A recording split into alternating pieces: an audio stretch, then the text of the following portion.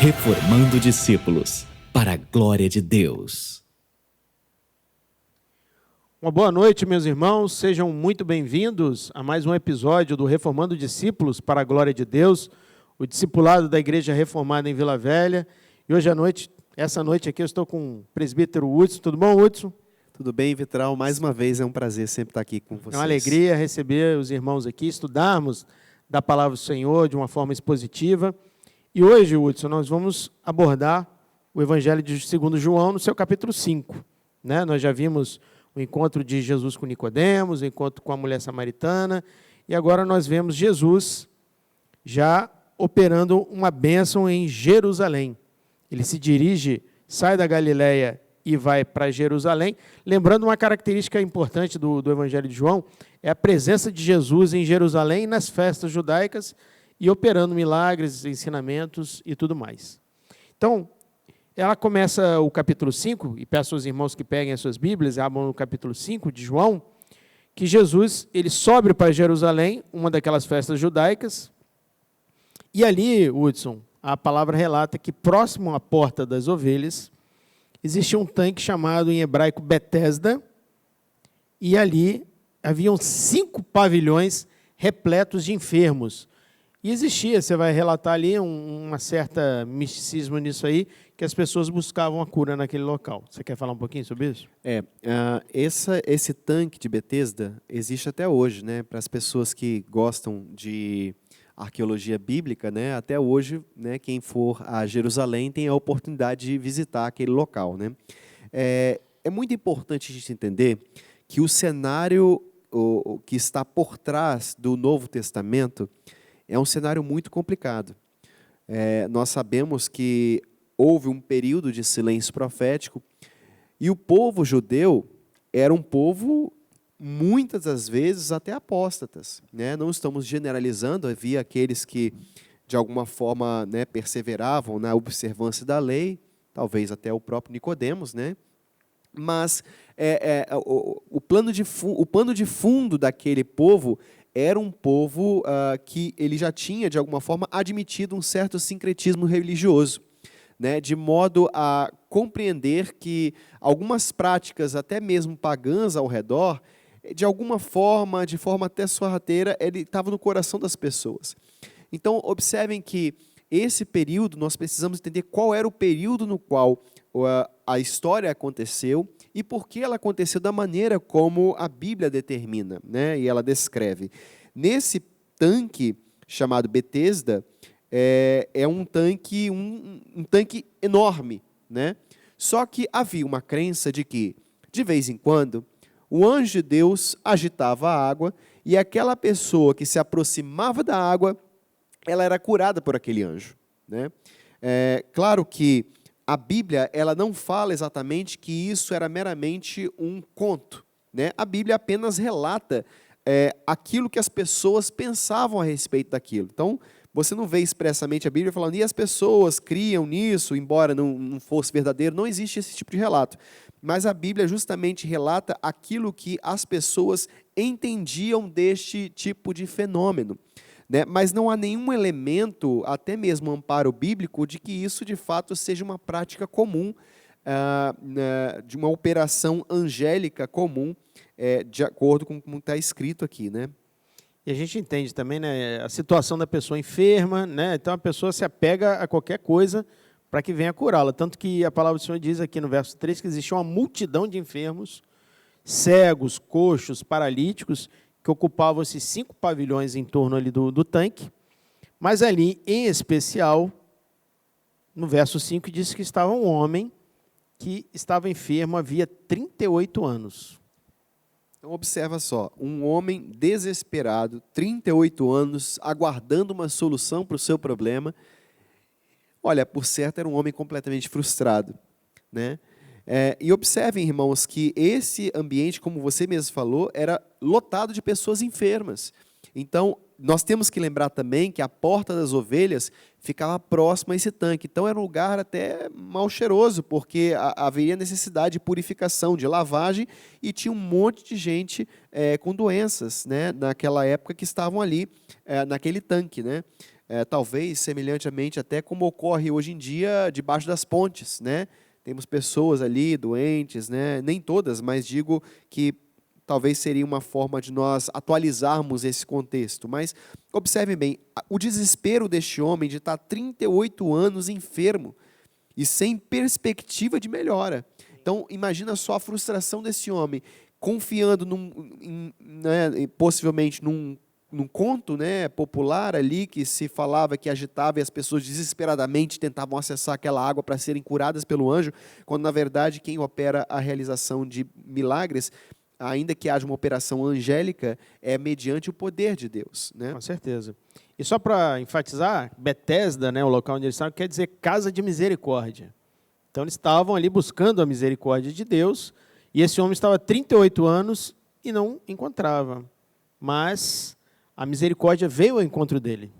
Verdade. A Bíblia não relata especialmente outro personagem que Jesus tenha se dirigido nesse momento. Sim. Mas o próprio Cristo olhou para a dor desse homem e decidiu ajudar, né? E Jesus fala, né? Vendo que ele estava deitado e sabendo que estava neste sábado, né? Neste estado, havia muito tempo, e disse-lhe: queres ficar são? Às vezes a gente para pensar assim, mas por que Jesus utilizava desse tipo de pergunta? Não parece óbvio?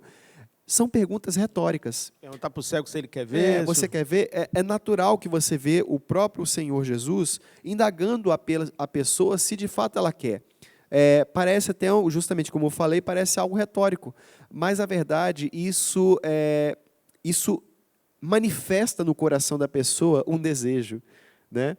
O próprio Cristo, sabendo já, conhecendo os segredos dos corações, ele mesmo assim perguntava para essas pessoas: olha, você está aqui 38 anos, você quer ficar são? Você quer ficar curado? Você quer ficar saudável? É óbvio que a resposta é sim, mas o próprio Cristo utilizava este instrumento para que essas pessoas manifestassem o desejo do seu coração. Em outras palavras, manifestasse: eu preciso de uma bênção. Eu preciso de um milagre. Então, muitas das vezes, Jesus usava isso para que a pessoa confessasse dentro de si próprio que ela, na verdade, ela precisava, de fato, de um grande milagre. Amém. E aí Jesus diz para ele, né, que queres ficar são, queres ser curado? E aí ele reclama: Senhor, eu já estou há 38 anos nessa condição. Não tem homem nenhum para me levar na água. Olha a crença dele. Eu tento me arrastar, ninguém me ajuda, né, eu não consigo ser curado. E aí Jesus só diz para ele assim: então levanta, toma o teu leito e anda. Toma o teu leito e anda. E foi assim que aconteceu. Não precisou da água ser agitada. Não precisou. Não precisou de ter manifestação ali. Não precisou de gritaria. Foi só a palavra dele. O poder da palavra de Jesus, meus irmãos. Observem que Deus realiza todas as coisas, e os milagres de Jesus, você vê que não tem aquele fogo de artifício que às vezes as pessoas gostam de dar ênfase hoje em dia, né? Pode falar. Não. Eu ia falar sobre isso mesmo. Uhum. Porque se a gente for trazer para os dias atuais, né, a gente vê exatamente pessoas enfermas, mas aquele espetáculo, vem aqui na frente. É uma ênfase, né? Uma coisa assim. Hoje o senhor vai operar, vai ter uma manifestação especial, vai ter uma unção diferente hoje aqui. Acaba que o principal do culto não é Jesus, não é o Cristo, mas é o milagre sendo operado, é a pessoa, né, de alguma forma miraculosa sair, né, transformado. Mas a pergunta que falta é: e o coração dessa pessoa? Será que esse coração também foi curado da mesma maneira que a doença dela? Então, a ênfase de Jesus no aspecto de milagres, é importante que nós venhamos a notar que a Bíblia, como revelação, fonte de autoridade e revelação divina, sempre quando Deus deseja tratar algo diferente com a humanidade, isso vem mediante milagres. Sim. Porque é a forma pela qual Deus manifesta o seu poder, confirmando a autoridade. Foi assim, obviamente, com o próprio Cristo, que tinha poder de curar as pessoas e principalmente expulsar demônios. E também na era apostólica, os apóstolos operavam grandiosos milagres. Agora você vai perguntar: por que os milagres pararam na igreja? Então, algumas pessoas vão falar o seguinte: os milagres pararam porque as pessoas pararam de crer no milagre. E não é assim. A Bíblia ela sempre mostra esse caminho. Quando há uma introdução de uma manifestação de Deus especial na humanidade, isso vem cercado de milagres, porque é justamente para testificar, autenticar que esta obra é uma obra divina, é algo que Deus está realizando. Hoje em dia, Deus realiza muitos milagres. Há quantas pessoas que você conhece, ou mesmo você que está assistindo isso, pode estar nessa condição, tantos anos desesperado por um milagre. E eu não estou falando necessariamente daquilo que você sofre, pode ser que você tenha alguma doença, e eu garanto, e vitral também, que o nosso Deus, o Deus Todo-Poderoso, pode operar todas as coisas. Glória a Deus. E todas as coisas são operadas segundo o desejo do Senhor, segundo a vontade de Deus. Mas às vezes há muitas pessoas que buscam respostas para o seu interior e não encontram. São pessoas que estão enfermas e desesperadas, crendo em contos como esse, misticismos. Olha, eu preciso de um milagre, então eu vou terceirizar a minha bênção, eu vou lá buscar a minha bênção, eu vou lá buscar o pastor que tem uma oração poderosa, eu vou lá buscar a ministra tal, que ela tem uma palavra de Deus para a minha vida, e diz, entre aspas, eis que te digo. Na verdade, você deve buscar uma única pessoa, a Jesus Cristo, e é este ressurreto que atua no meio da igreja. Não vá atrás de pessoas operadoras de milagres, porque nós sabemos que até mesmo demônios podem operar milagres. Mas os milagres de Deus nunca são acompanhados apenas dos milagres físicos. Os milagres de Deus é na transformação de pessoas. Isso Satanás não faz. Deus opera milagres, mas muito mais do que milagres físicos. Ele opera o milagre da salvação. Ele opera o milagre da restauração de vidas. Esse é o nosso Deus, porque o propósito de Deus é salvar a pessoa, não é fazer com que a pessoa ande. Mas claro, como Ele é um Deus de toda graça, gracioso, pode ser que Ele opere um milagre, inclusive nos dias de hoje. É o mesmo Deus. Só que a nossa ênfase não está naquilo que Deus pode fazer em nosso interior, no nosso exterior, mas sim naquilo que Deus pode fazer no seu interior e levar você para a eternidade. Essa é a principal ênfase evangélica. Glória a Deus. E Jesus fala para ele, levanta-te, toma o teu leito e anda. No verso 9, esse homem se viu curado, toma o seu leito e pôs-se a andar. E tem uma observação, porém era sábado. E aí acontece que, ao verem ele passeando com o leito, os judeus questionam ele no verso 10. Olha, hoje é sábado e não te é lícito carregar o leito. Olha só, imagina, eu fico imaginando assim, meu Deus do céu, Jesus tinha acabado de operar um milagre na vida desse homem que tinha 38 anos, aí o religioso vai lá falando, por que você fez isso? Hoje é sábado. Não pode hoje. A pessoa não pode carregar a cama, né? E obviamente a cama aqui é uma maca, né? É uma maca que a pessoa ficava lá, né? Então, olha só, às vezes, irmãos, isso aqui nós podemos, claramente que isso aqui é um legalismo, né? O legalismo, ele leva as pessoas a entender e enxergar o óbvio, porque a pessoa fica tão cercada com as regras e com as coisinhas que tem que ser feitas daquela ou daquela maneira, porque sempre foi assim, e a pessoa esquece da essência do evangelho. Isso é muito grave, e infelizmente, muitas das igrejas de hoje em dia entraram pela senda do legalismo, ou seja, basta você cumprir as regras. Ah, mas eu estou sofrendo aqui, não interessa, cumpra as regras, e você vai ter uma bênção na sua vida. Então, isso leva a pessoas, às vezes, a cometer loucuras, meus irmãos. E a Bíblia, Deus nunca exigiu essas coisas das pessoas, mas a religiosidade que é construída no coração e na mente das pessoas, fruto, obviamente, de mente até de certos líderes, isso adoece as pessoas, porque faz com que as pessoas não foquem naquilo que é a essência do Evangelho, mas sim foquem no cumprimento das regras. Esse religioso, ele estava ali, não estava interessado que o cara tinha andado. Ah, eu sei que ele andou aí, mas isso pouco me importa. O que me importa é porque ele está carregando a maca que é sábado. É brincadeira, né? Aí nós vemos o interessante também, Hudson, que eu queria falar, que assim, Jesus operou uma cura incondicional, completa, imediata, instantânea e inquestionável.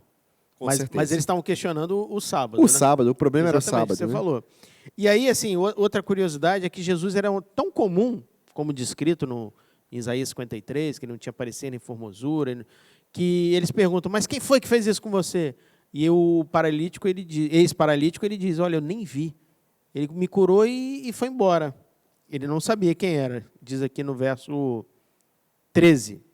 Mais tarde, Jesus encontra com esse homem, que é o que você falou. Jesus Exatamente. Não só cura, mas ele transforma a vida da pessoa. Você vê a descrição de Jesus, né? Você vê a descrição.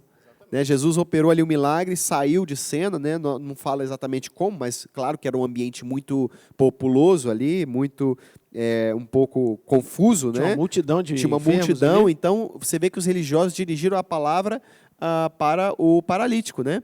Para o paralítico. E depois Jesus dá um jeito de se achegar novamente a esse homem para falar o que você vai abordar nesse momento. Exatamente, ele olha para ele e diz, olha, já que estás curado, não peques mais, para que não te suceda coisa pior. E o homem retirou-se, né, e foi e disse aos judeus que foi Jesus que o havia curado. Ele aponta quem foi. Agora, observa bem, Vitral. Então quer dizer que o texto está apoiando que todas as doenças são frutos do pecado? É claro que não. Você falar que as pessoas que estão doentes hoje, sofrendo, é porque elas pecaram, isso é totalmente antibíblico. Até mesmo porque o próprio Cristo, uma vez perguntaram para ele, por que a pessoa nasce dessa maneira? Quem pecou? Foi o pai? Foi a mãe? E Jesus fala, não, foi para que fosse manifestada a glória de Deus na vida dela, da pessoa. Então você imagina só que, embora até as pessoas com deficiência, Deus manifesta a sua glória nessas pessoas também. Agora, é possível que as pessoas sofram consequências em suas vidas, inclusive consequências físicas, de doenças, de moléstias, em decorrência de pecados. Isso é possível, é isso que o texto está falando. No caso deste homem, Jesus fala, não peques mais para que não te suceda alguma coisa pior. Então dá a entender que o pecado fez deste homem um homem cativo de uma doença, mas não quer dizer que todas as doenças decorrem de pecados que são cometidos. Absolutamente. As doenças ocorrem muitas vezes para que seja manifesta a glória de Deus. Perfeito. E aí aquele homem aponta para os judeus quem era Jesus, que havia curado, e eles perseguem Jesus, no verso 16 diz, porque fazia essas coisas no sábado. E Jesus diz, meu pai trabalha até agora e eu trabalho também. Isso causou mais furor ainda neles, porque além dele curar no sábado, ele estava violando essa lei e também dizia que Deus era o seu próprio pai.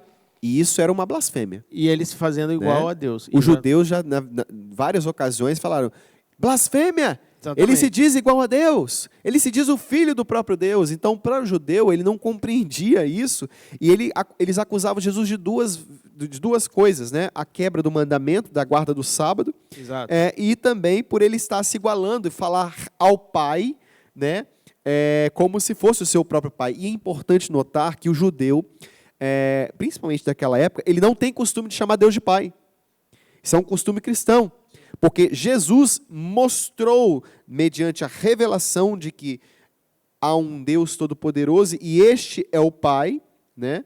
Mostra a Trindade. E Jesus fez com que nós chamássemos Deus Pai também de Pai. Porque diz a palavra de Deus que nós somos adotados por meio de Cristo Jesus. Então, você falar que o Pai, justamente o judeu entendia que ele estava falando de Deus, mas você falar que o pai é o seu pai, para os judeus isso é uma blasfêmia. Né? Então é importante a gente notar que para a cabeça do judeu chamar Deus de pai não era lícito fazer dessa maneira. Hoje eles usam Adonai, que é Senhor, e Hashem, que é o nome. O nome, mas não pronuncia, né, o nome que a gente até pronuncia hoje, mas é uma questão meramente de convenção teológica. É o nome que é acima de todos os nomes, né? Yahweh, né, que é o tetragrama de Deus, que normalmente em meios teológicos é pronunciado dessa maneira, mas obviamente, como é um nome impronunciável, ninguém sabe de fato como é a pronúncia do nome original de Deus que ele se manifestou no Antigo Testamento. Né? Mas, voltando para o ponto, observem só que Jesus fala, o meu pai trabalha até agora e eu trabalho também. Jesus estava falando assim, eu estou exercendo o ministério que o pai me deu. E os judeus, pronto, acusaram ele dessa blasfêmia, né, porque ele se dizia o Filho de Deus. Então, Jesus começa a mostrar a sua dependência do Pai na realização das coisas. Por quê? Nós não podemos compreender que o Deus triuno, há uma hierarquia entre as pessoas da Trindade, uma hierarquia no aspecto de divindade. Ou seja, não é permitido dizer que Jesus é inferior ao Pai no seu aspecto divino.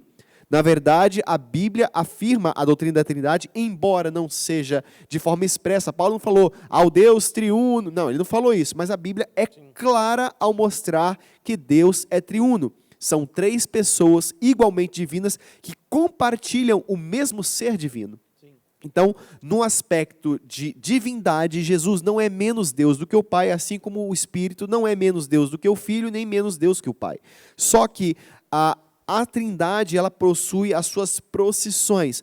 Existe uma forma pela qual a Trindade Todo-Poderoso, nosso Deus, ele se manifesta em missões. Então, o Pai, na história, ele executa uma missão, o Filho, na história, executa uma missão, e o Espírito executa também na história uma missão, dentro de um pacto trinitário. É importante falar, esse pacto trinitário, obviamente, a palavra diz isso ao longo de toda a Escritura, só que isso reside dentro do próprio ser de Deus, e nós não conseguimos afirmar outra coisa além disso, porque é o que a palavra diz, que é um pacto de redenção que a Trindade realizou. Mas o que eu quero dizer aqui?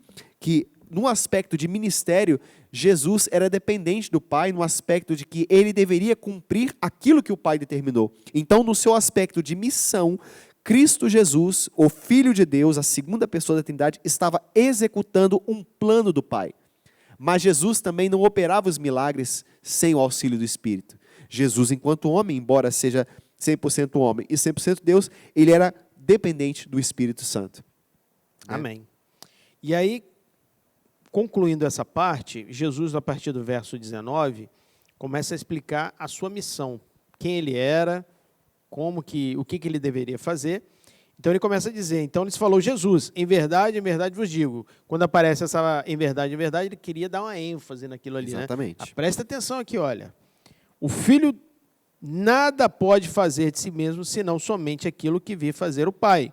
Porque tudo o que este fizer, o Filho faz semelhantemente. Né? Exatamente. Então Jesus estava falando, eu sou divino, em outras palavras, né? Se o Pai pode fazer, eu também posso realizar. Né? E isso aí para os judeus causava mais furor a eles. Exatamente. Né? E aí Jesus vai e começa a apresentar toda a sua missão.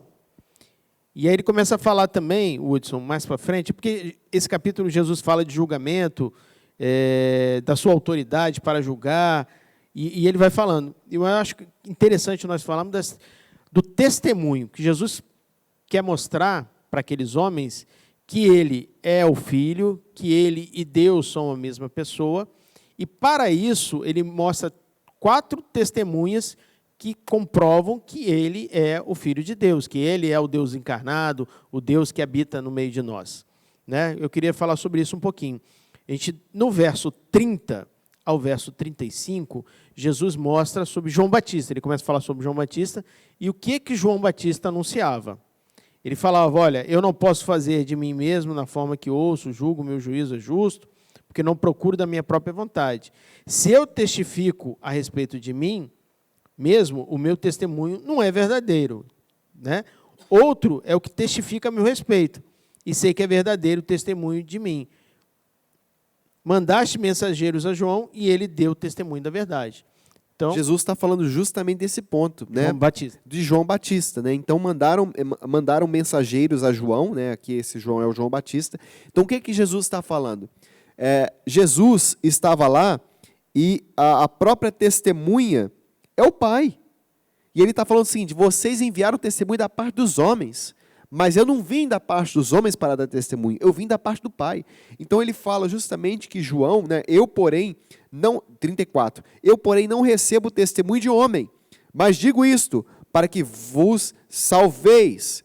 Ele, quem? João, era a candeia que ardia e alumiava, e vós quisestes alegrar-vos por um pouco de tempo com a sua luz. Então, possivelmente, Vitral, essas pessoas com quem ele estava dirigindo, o próprio Cristo estava dirigindo, eram pessoas que tinham tido contato com João Batista. Já conheciam ele. Já conhecia João Batista, possivelmente conhecia até o batismo do arrependimento, que era o ministério de preparar o caminho do Senhor, que João Batista realizou. Então, ele está falando assim, vocês creram em João Batista, em outras palavras, vocês viram o testemunho que ele deu, o testemunho de João Batista é a respeito de mim, então vocês estão querendo um testemunho de um homem, mas vocês não estão querendo um testemunho de Deus.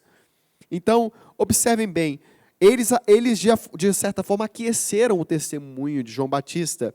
Aí 36, mas o Cristo diz, mas eu tenho maior testemunho do que o de João Batista, porque as obras que o Pai me deu para realizar, as mesmas obras que eu faço, testificam de mim, que o Pai me enviou.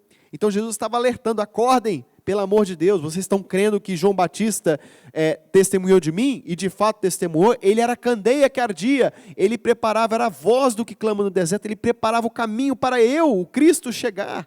Vocês acreditaram nele, mas quando eu de fato me manifestei, vocês não entendem que o testemunho que eu tenho para dar é um testemunho que vem do próprio Deus Pai. Né? Jesus faz esse contraste muito bem. E aí ele aponta outra testemunha, que são as obras, no verso 36, as obras que o Pai me confiou que eu realizasse. São essas também outras testemunhas que Jesus é Deus. Então, primeira testemunha, João Batista. Segunda testemunha, as obras que Jesus estava realizando, os milagres, as curas, as maravilhas que ele operara. E aí, se eles não ficassem satisfeitos, teria outra testemunha, maior do que todas. O próprio Pai, no verso 37. O Pai que me enviou, este mesmo é o que me tem dado testemunho de mim. Jamais tendes ouvido sua voz, nem visto a sua forma. Então, o próprio Deus testemunhando que ele era o filho, seu filho amado, né? Agora, observa, né? E o quarto vitral? O quarto, verso 38 e 39. A própria palavra de Deus. Também não tendes a sua palavra permanente em vós, porque não credes naquele a quem ele enviou. Examinai as Escrituras, porque julgais ter nelas a vida eterna, e são elas que testificam de mim. Pronto, aí Jesus estava... Observem só como Jesus fala. Ele começa com João Batista, ele fala de suas obras, ele fala do Pai, e agora ele encerra na Escritura. Por quê? Porque eles estavam acusando Jesus, primeiramente, de violar o sábado. Segundo, acusar Jesus de se auto-intitular divino ao dizer que Deus é o seu próprio Pai. E ele realiza as obras que o Pai realiza também pelo poder do Pai. Então observem bem, Jesus deixou o melhor para o final.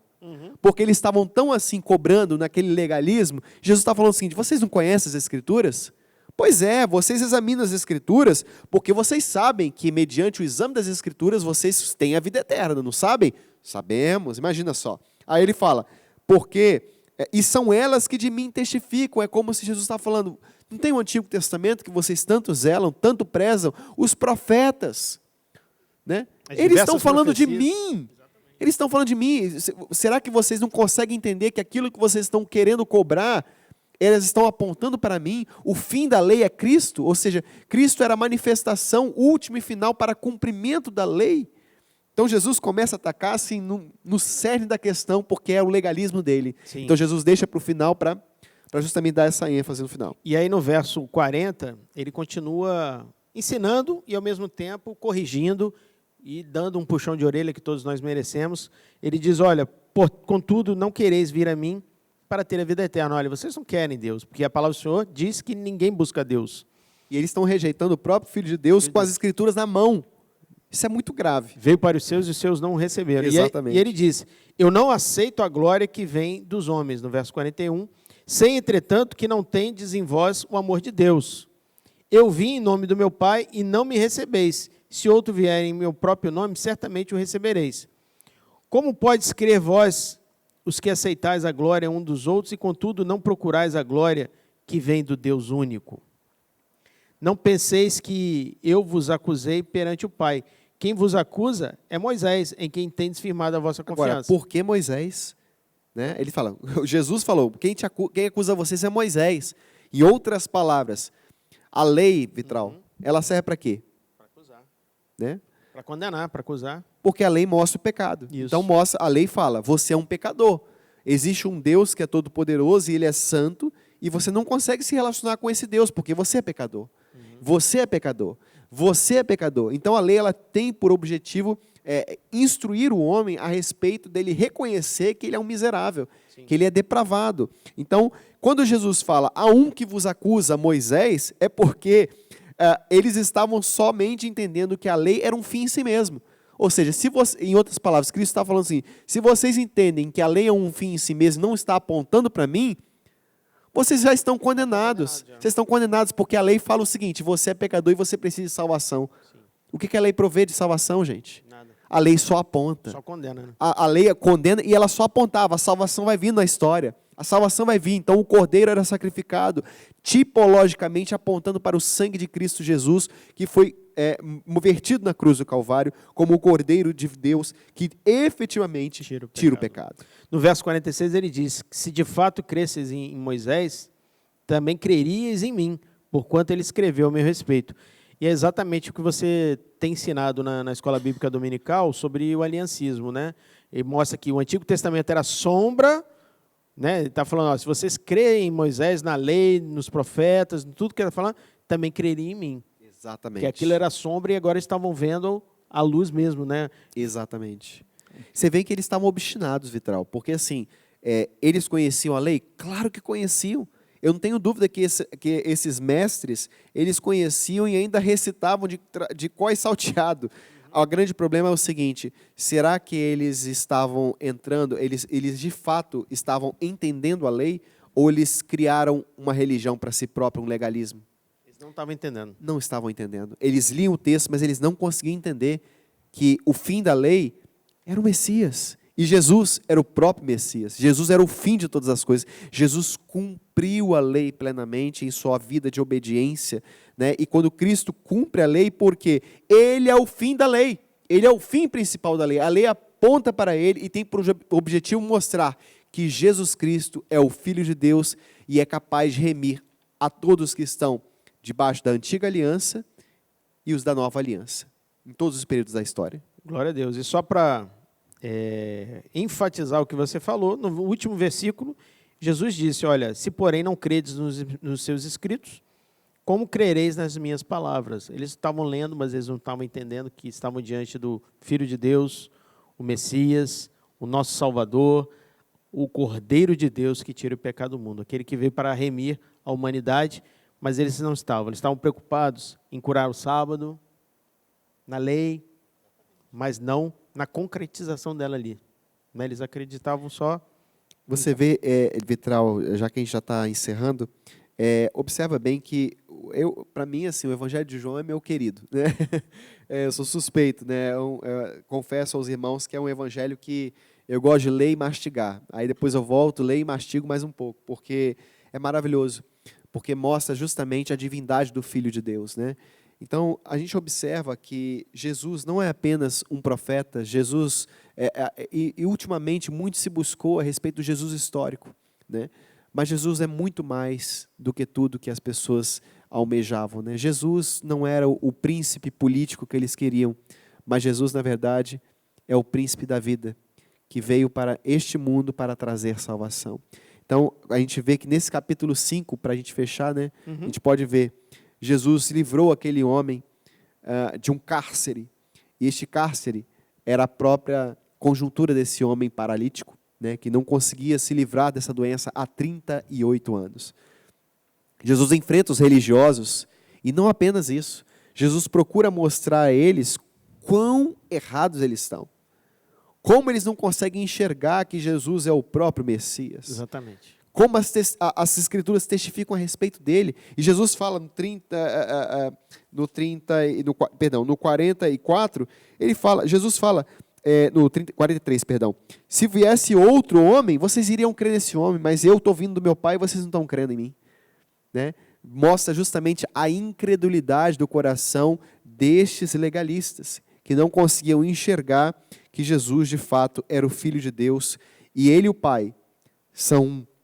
E ele é enviado do Pai, e as obras que Cristo realizava era o cumprimento de uma agenda celestial que o Pai, ele determinou que o Filho cumprisse na sua vida perfeita de obediência. E vemos que João, nesse capítulo 5 especificamente, ele trata justamente da divindade do nosso Senhor Jesus Cristo como nosso único e suficiente Salvador, e mais, para o judeu, para que ele pudesse compreender que o fim da lei é Cristo. A lei testifica a respeito de Jesus. Glória a Deus. Então, que os irmãos possam absorver esse conhecimento, leiam novamente o capítulo, agora já com os comentários que nós fizemos, vai ficar muito mais claro o entendimento, e que Deus possa abençoar vocês, possamos nos encontrar no próximo capítulo, mais à frente, capítulo 6 de João. Estudem a palavra de Deus para que todos possamos crescer no conhecimento e na graça. Hudson, muito obrigado. Obrigado, Vitral. Pela contribuição, pela parceria. E um abraço para todos os irmãos que nos assistem também. Fiquem com Deus. Uma boa noite a todos. Tchau, irmãos. Deus abençoe. Reformando discípulos para a glória de Deus.